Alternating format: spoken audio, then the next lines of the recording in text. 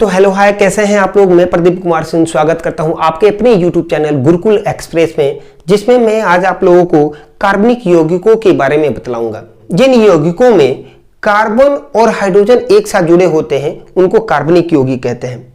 अर्थात कार्बन और हाइड्रोजन एक साथ जिन यौगिकों में आता है उन्हीं को हम केवल कार्बनिक यौगिक कहते हैं।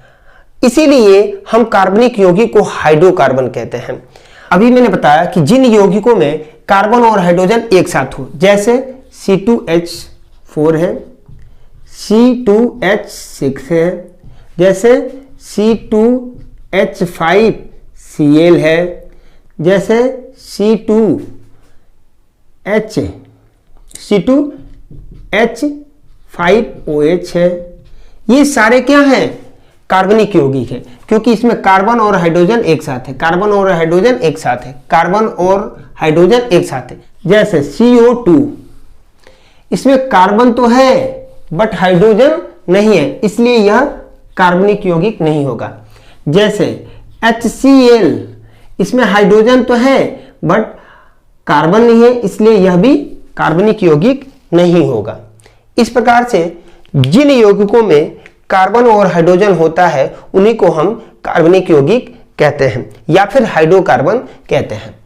हाइड्रोकार्बन यौगिकों में कार्बन के परमाणु आपस में एकल बंध, द्विबंध या त्रिबंध के साथ जुड़े होते हैं। अर्थात कार्बन के बीच एक एक इलेक्ट्रॉन का साझा हो सकता है, या दो दो इलेक्ट्रॉन का साझा हो सकता है, या तीन तीन इलेक्ट्रॉन का भी साझा हो सकता है।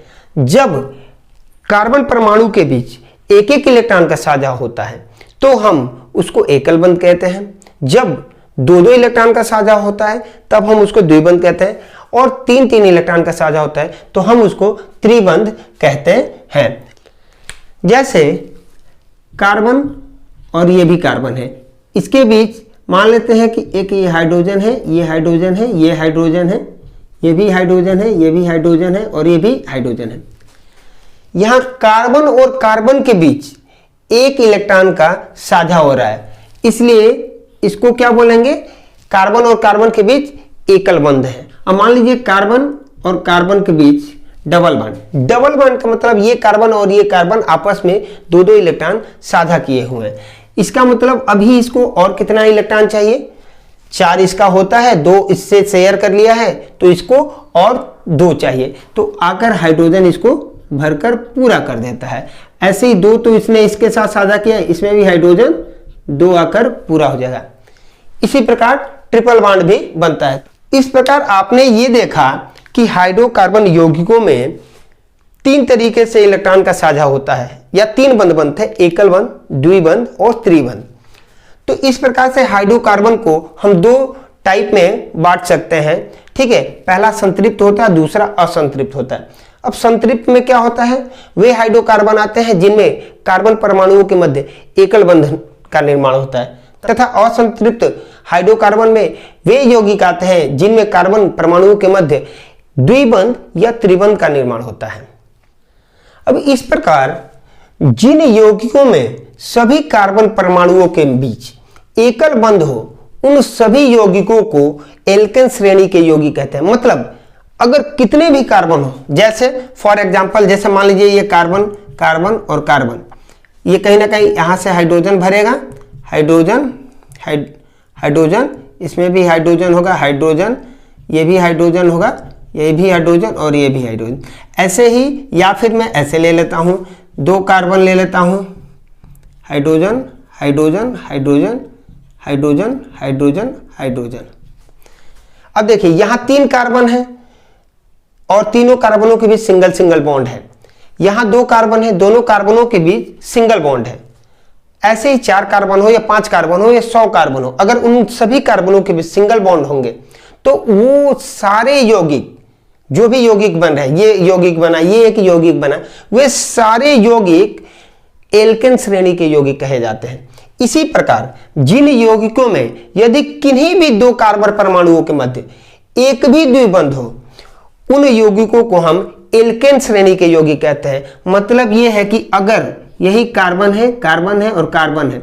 अगर ये सिंगल सिंगल बॉन्ड के साथ है तो एल्केन श्रेणी होगा। लेकिन इसके बीच कहीं भी एक भी डबल बॉन्ड आ गया, यहां देखिए सिंगल बॉन्ड होते हुए और डबल बॉन्ड है, ठीक है, और भी मान लीजिए कार्बन है, ठीक, और भी सिंगल बॉन्ड के साथ जुड़ा हुआ है, ठीक है, तो इतने सारे सिंगल बॉन्ड हो, कितने भी सिंगल बॉन्ड हो, अगर उसमें एक भी डबल बॉन्ड आ गया तो वो आ जाता है एल्किन श्रेणी के यौगिकों में। अगर मुझे इस यौगिक को पूरा करना हो तो इसमें हाइड्रोजन भर देते हैं, क्योंकि कार्बनिक यौगिक में सबसे ज्यादा मात्रा में हाइड्रोजन होते हैं, ठीक है। अगर कोई भी तत्व इसके अलावा होता है तो वो हाइड्रोजन को ही विस्थापित कर आकर लगता है, वो हम आगे पढ़ेंगे।